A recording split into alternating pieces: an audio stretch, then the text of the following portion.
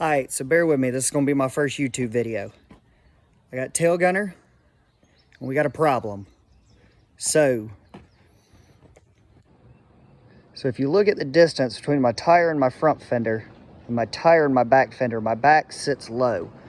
That's got to do with the tent, and all my stuff back here, all my gear, all that.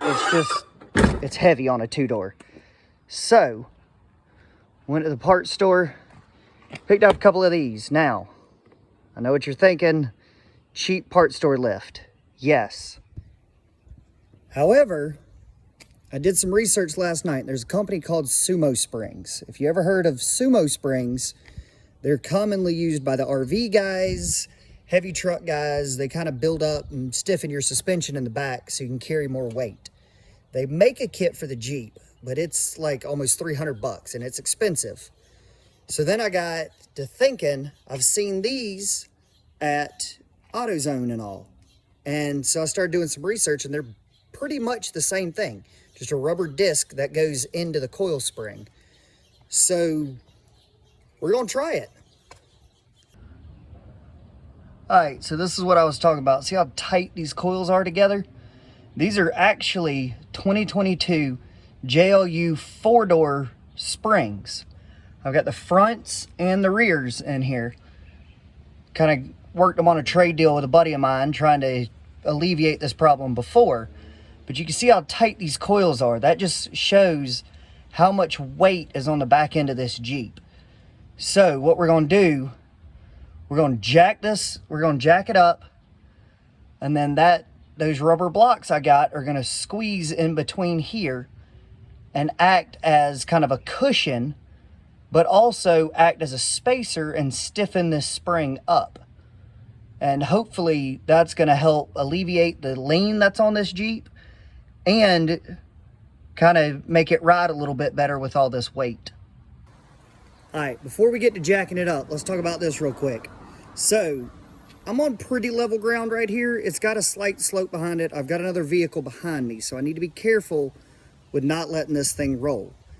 Now, your park brake and your park gear in your transmission, if you're in two-wheel drive, is only going to catch your back axle.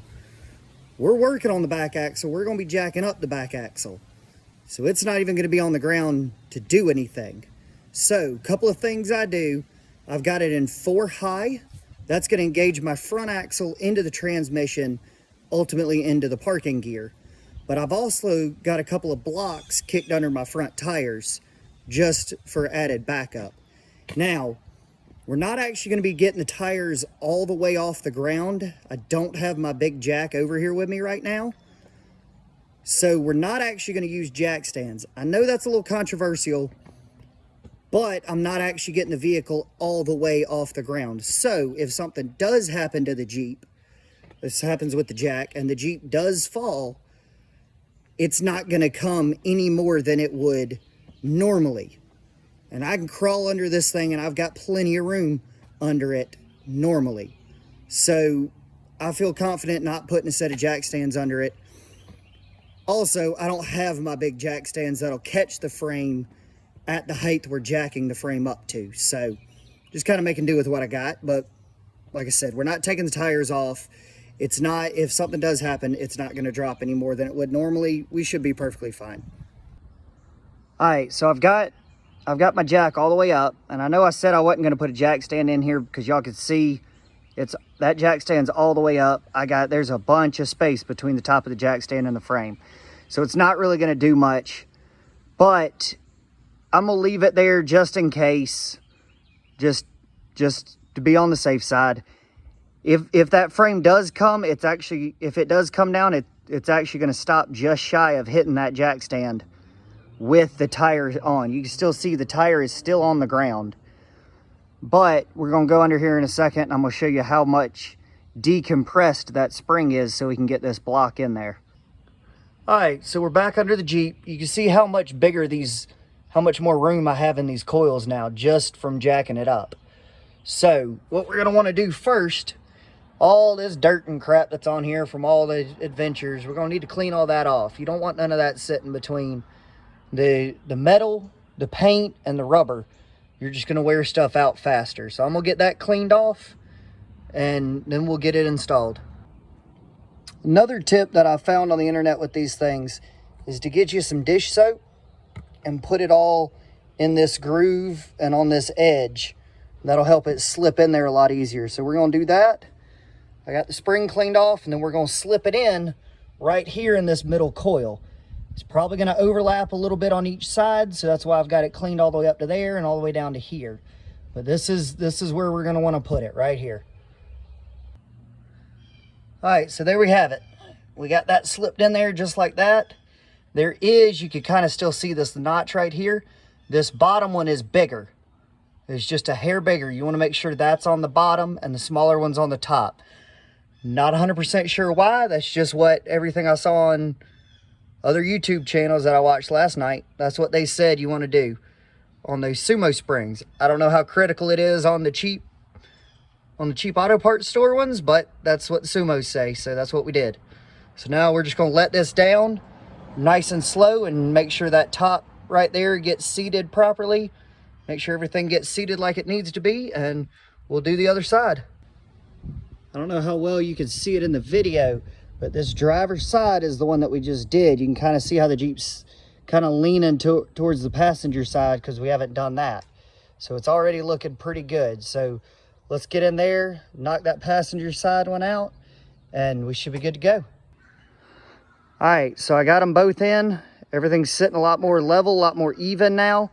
Hoping those are going to make it ride a little bit better also. So I'm actually going to go get my dad's Jeep, black Jeep, and we're going to park it right behind it. And I'm going to kind of tell y'all some reasons why you may not want to do this. All right, so this is my dad's 2012 two-door black Jeep. I don't know if you can actually see it on the hood right there. He's got black Jeep on the hood. Pretty funny. So a Jeep like this, he's got steps, he's got a 2-inch lift, 33s. He does have a bumper and a winch, but that's it.